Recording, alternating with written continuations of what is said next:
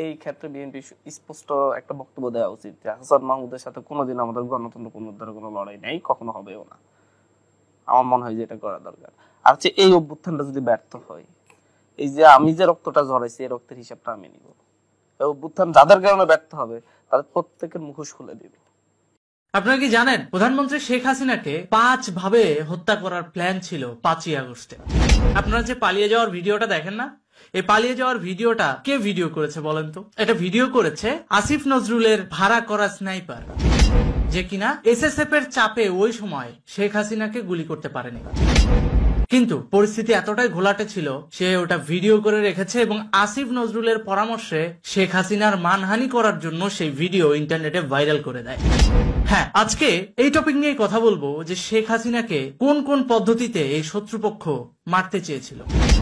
দেখেন, আজকে যে কথাগুলো বলবো আপনাদেরকে, সেই কথাগুলো গোয়েন্দা সংস্থার কাছে অলরেডি আছে। এই কথাগুলো হজম করতে অনেকের কষ্ট হবে, কিন্তু এটাই বাস্তবতা। 5ই আগস্টের সময় যদি কোনো কারণে প্রধানমন্ত্রী নিরাপত্তা সংশ্লিষ্ট কোনো বহিঃসূত্রের সহযোগিতা না পেত, আমি শত্রু বলছি না কিন্তু সূত্র বলছি, স্টেট টু স্টেট ডিপ্লোমেসির অংশ হিসেবে বহিঃসূত্রের কোনো সহযোগিতা যদি না পেত, তাহলে শেখ হাসিনাকে গাদ্দাফির মতো মারা হতো। হ্যাঁ, শেখ হাসিনাকে গাদ্দাফির মতো মেরে তাকে বিবস্ত্র করে সেই ভিডিও ধারণ করে ইন্টারনেটে ছাড়ার পরিকল্পনা দিয়েছিল জামাত বিএনপির গোষ্ঠী। এটা ছিল 5 ভাবে মারার একটা। কোনো কারণে শেখ হাসিনাকে বাংলাদেশ থেকে নিরাপত্তার স্বার্থে অন্য দেশে আশ্রয়ের বন্দোবস্ত করা না হতো, তাহলে শেখ হাসিনাকে গণভবনেই মেরে দিয়ে গণভবনেই মাটি চাপা দিয়ে দেওয়া হতো শেখ হাসিনা এবং শেখ রেহানাকে। হ্যাঁ, এটা আমার কথা না, বিশ্বের অনেক গোয়েন্দা সংস্থা আছে যারা বাংলাদেশে কাজ করছেন, তারা যদি এই ভিডিওটা দেখেন তারা তাদের রিপোর্টের সাথে হয়তো মিল পাবে। সুতরাং এখানে লুকো চাপানোর কিছু নাই। জামাত এবং সেনাবাহিনীর এই পরামর্শ ছিল যে যদি কোনো কারণে বিএনপির সাথে আতাত করে এই জিনিসটা সম্পন্ন করতে না পারে, তাহলে জামাত এবং সেনাবাহিনী মিলে গণভবনে তাকে কবর দিবে। আরেকটা বিষয় হচ্ছে আমেরিকা চেয়েছিল শেখ হাসিনাকে সাদ্দামের মতো করে জুডিশিয়াল কিলিং করে হত্যা করতে, যে প্রথমে তাকে আইনের কাস্টডিতে নেওয়া হবে, গ্রেফতার করা হবে, দেন তাকে বিচারের মাধ্যমে, বিচার প্রক্রিয়ার মাধ্যমে সাদ্দামকে যেভাবে মারা হয়েছিল ঠিক সেভাবে মারা হবে।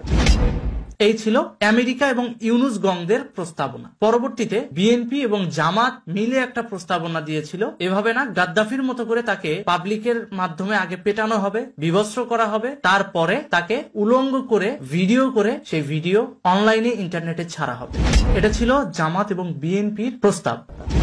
কিন্তু এটা পারে নাই আমাদের দেশেরই। আবার অন্যান্য সব সেনাবাহিনী তো আর খারাপ না, কিছু কিছু ভালো সেনাবাহিনীও তো আছে আমাদের দেশে। সেনাবাহিনীর ঊর্ধ্বতন কর্মকর্তাদের মধ্যে একটা অংশ কিন্তু এই জিনিসটা বাধা দেয়, এবং ওই দিন গণভবনে এসএসএফ সর্বোচ্চ ভূমিকা রেখেছিল শেখ হাসিনা এবং শেখ রেহানাকে রক্ষা করার ক্ষেত্রে।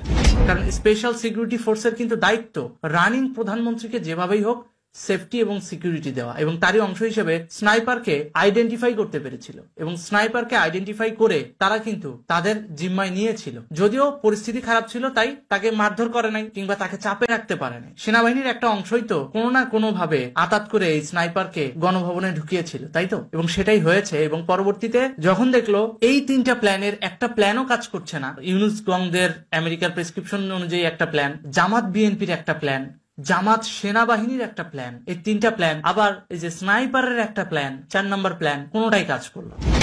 5 নম্বরে কি আছে?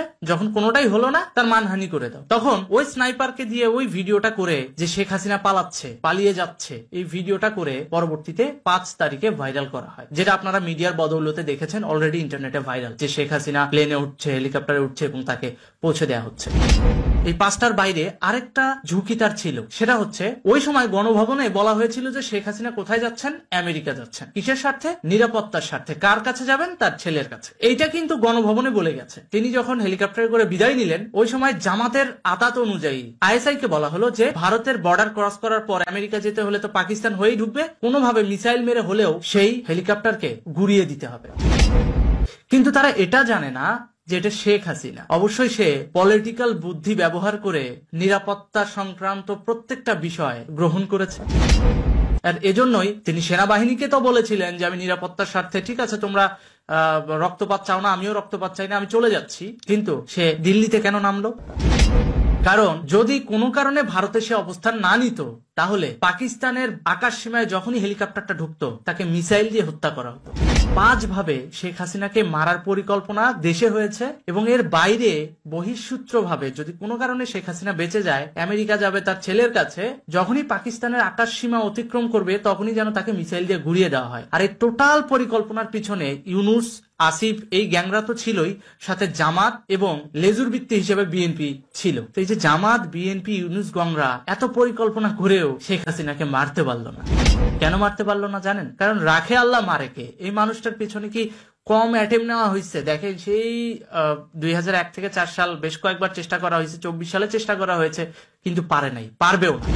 কারণ এই মানুষটার সাথে কিন্তু অবশ্যই আল্লাহ তাআলার ফেরেশতারা আছে এবং সাধারণ মানুষের দোয়া আছে। তো যদি খারাপ মানুষ হতো তিনি অনেক আগেই ভ্যানিশ হয়ে যেত। তো এটা হচ্ছে প্রধানমন্ত্রীকে যে 5 ভাবে তারা হত্যা করতে চেয়েছিল সেই বিষয়। তো পরবর্তীতে প্রধানমন্ত্রীকে তো তাড়িয়ে দিয়ে কে ক্ষমতা গ্রহণ করলো? ডক্টর ইউনূস এবং আসিফ নজরুল গ্যাং। তারা কিন্তু ইতিমধ্যে 100 দিন পার করেছে। ডক্টর ইউনূস কিন্তু আজকে সন্ধ্যায় জাতির উদ্দেশ্যে ভাষণ দিয়েছে যে এই 100 দিনে তারা কি কি করেছে এবং ভবিষ্যতে তারা কিভাবে বাংলাদেশটাকে পরিচালনা করবে। তো সেখান থেকে আমি কিছু পয়েন্ট নোট করেছি, যা ইতিমধ্যে খসড়া ভাবে একটু টুকেও রেখেছি, কারণ সবকিছুই তো পুঙ্খানুপুঙ্খানুভাবে বিশ্লেষণ করতে হবে। এই জন্য উনি বললেন, ডক্টর ইউনূস একটা কথা বলছেন, সেটা হচ্ছে জুলাই গণহত্যার বিচার সম্পন্ন না করা অবধি তিনি গদি ছাড়বেন না। এখন আমার কথা হচ্ছে, জুলাই গণহত্যার বিচার সম্পন্ন না হওয়া পর্যন্ত তিনি গদি ছাড়বেন না, তাহলে তিনি স্পেসিফিক ভাবে বলছেনও না ঠিক কতদিনের জন্য তিনি এই প্রধান উপদেষ্টার গদিটা আঁকড়ে ধরে আছেন, সেটাও কিন্তু তিনি ক্লিয়ার করেন নাই। তাহলে স্পেসিফিক ভাবে তিনি কি বলবেন কোনোদিন যে আমি এই কয়েক মাসের মধ্যে আপনাদের এই কাজগুলো সম্পূর্ণ করে দিয়ে আমি নতুন একটা ইলেকশন দিব? বলবেন না। সে কিন্তু মুক্তিযুদ্ধকেও তো আক্কা করতেছে না, বাংলাদেশের সার্বভৌমত্বকেও তো আক্কা করতেছে না, গণতন্ত্রকেও তো আক্কা করতেছে না। জনগণ না খেয়ে মরছে, তাতে তার কোনো কিচ্ছু যায় আসে না, তার গদি লাগবে। আলুর কেজি 400 টাকা, তাতে তার কিচ্ছু যায় আসে না। সিমের কেজি 200 টাকা, তাতে তার কিচ্ছু যায় আসে না, তার গদি লাগবে। সেটাই হচ্ছে। আর এটাকে তিনি কতদিনের মধ্যে সংস্কার করবেন বা সমাধানে আনবেন সেটাও তিনি ক্লিয়ার করছেন। তো এখন আমার কথা হচ্ছে, ডক্টর ইউনূস কতদিন থাকবে এটাও কিন্তু একটা প্রশ্নের বিষয়। এই বিষয়টা কিন্তু এখনো ক্লিয়ার না। আচ্ছা, আরেকটা জিনিস উনি বলেছেন যে শেখ হাসিনা সরকার প্রতি বছরে 12 থেকে 15 বিলিয়ন ডলার প্রতি বছর পাচার করেছে। তো ভাই, আপনার কাছে যদি ইনফরমেশন থাকে 12 থেকে 15 বিলিয়ন ডলার পাচার করেছে, তাহলে এই সময় তো বাংলাদেশের ঋণগুলো শোধ করার দরকার না? তাহলে আপনি ওই কোন কোন অ্যাকাউন্টে টাকা আছে বা টাকা পাচার করেছে আপনি নিশ্চয়ই জানেন। তাহলে এগুলো তাড়াতাড়ি জাতির সামনে তুলে ধরেন। ধরতেছেন না কেন? নাকি 26 লক্ষ ভারতীয়র মতো এটাও একটা প্রোপাগান্ডা? কোনটা? কারণ আসিফ নজরুল কিন্তু এখনো 26 লক্ষ ভারতীয়র হিসাব দেয় নাই। এটা কিন্তু জনগণ কিন্তু এখনো তার কাছে চাইছে। যখনই তাকে এটা বলা হয়, মানে সার্কাসের মতো বলে বসেন, আমি তো ওই সময় উপদেষ্টা ছিলাম না। তার মানে কি, উপদেষ্টা না থাকলে যা খুশি তা বলা যায় এবং সেটাকে বাক স্বাধীনতা হিসেবে চালিয়ে দেওয়া যায়? ওইটা যে মিথ্যাচার হচ্ছে, এটার বিরুদ্ধে যদি সরকার অ্যাটেম্প নেয় তখন তো বলবেন যে হ্যাঁ, সরকার বিশ্ববিদ্যালয়ের টিচারদের মারতেছে। ওই যে যেভাবে আন্দোলনের সময় ঢাকা বিশ্ববিদ্যালয়ের তৎকালীন ভিসি মাকসুদ কামালকে বোকা বানাইছিলেন, সেরকম এই আসিফ নজরুল কি করছে মাকসুদ কামালের সাথে এটা একটু বলি। ঢাকা বিশ্ববিদ্যালয়ের ভিসি তখন কিন্তু জুলাই আন্দোলন তুঙ্গে, ঠিক আছে? ওই সময় ইনি ডাইরেক্ট মাকসুদ কামালের ফোন দিয়ে বলতেছেন ছাত্রলীগ আমাদেরকে মারতেছে, ক্যাম্পাসে থাকতে দিচ্ছে না। তো মাকসুদ কামাল কি করছে জানেন? তৎকালীন ঢাকা বিশ্ববিদ্যালয়ের ভিসি, তিনি বলছেন যে ঠিক আছে, ভিসি বাংলোতে আমি একটা রুম ছেড়ে দিচ্ছি, আপনি এখানে সেফ কাস্টাডিতে থাকেন। তো স্বভাবতই একটা ইউনিভার্সিটির ভিসি তার বাংলোর একটা রুম তাকে ছেড়ে দিচ্ছে থাকার জন্য সেফটি, তো সে তো সেখানেই থাকবে, তাই না? তিনি মাকসুদ কামালকে এমন ব্রেন ওয়াশ করছেন, মাকসুদ কামাল বাধ্য হয়ে শেখ হাসিনাকে ফোন দিয়ে বলছে যে আপনার ছাত্রলীগ কিন্তু সাধারণ শিক্ষার্থীদের উপর হামলা চালাচ্ছে, ওদেরকে তাড়াতাড়ি সরায় নেন, তা না হলে পরিস্থিতি আরো ঘোলাটে হবে। পরবর্তীতে শেখ হাসিনা কিন্তু ছাত্রলীগকে নির্দেশ দিয়েছে যে মারামারি করে কোনো সমাধান হবে না, রক্তপাত করে কোনো সমাধান আমি চাই না। ছাত্রলীগকে ডিরেক্টলি বলেছে। বলার পর শেখ হাসিনা আন্দোলনে পরাজিত হয়ে চলেই গেল। চলে যাওয়ার পর সবার আগে কিন্তু ওই মাকসুদ কামালের লাঠি দিয়ে সাইড করে দিছে এই আসিফ নজরুল। কেন? জামাত বিএনপির মনোনীত ভিসিকে ইউনিভার্সিটির ভিসি বানাইতে হবে, যাতে তার রাস্তাটা পরিষ্কার হয়। প্রথমে উপদেষ্টা খাবে, উপদেষ্টার পদ থেকে চলে যাওয়ার পর সে ঢাকা বিশ্ববিদ্যালয়ের ভিসি হয়ে খাবে একবার।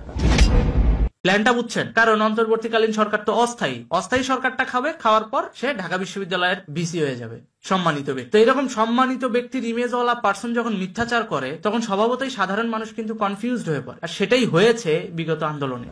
আমি অবাক হয়ে যাই, আমি দেখেছি বিগত জুলাই থেকে সেপ্টেম্বর পর্যন্ত অনেক মান্যগণ্য ব্যক্তি যাদেরকে আমি শ্রদ্ধা করতাম, সম্মান করতাম, সেই মানুষগুলো ওপেনলি মিথ্যাচার করতেছে, মিথ্যা বলতেছে। এই জিনিসগুলা একজন টিচারের ক্ষেত্রে কতটুকু মানানসই। ওই জন্য এই আন্দোলনের ফলাফল কিন্তু টিচার সম্প্রদায়ের উপরেই পড়ছে। ওই যে একজন টিচার মিথ্যাচার করেছে এবং এটার ফলাফল ভোগ করেছে হাজারো টিচার, অনেক টিচারকে ঘাড় ধরে পদত্যাগ করাইছে না? এটা কিন্তু আসিফ নজরুলের মতো শিক্ষকদের মিথ্যাচারের ফল। আল্লাহ পানিশমেন্ট দিয়েছে পুরো শ্রেণীটার উপর, শিক্ষক শ্রেণীটার উপর, কিন্তু ওই শিক্ষকরা কিন্তু নির্দোষ ছিল, দোষী কিন্তু ছিল এই আসিফ নজরুল।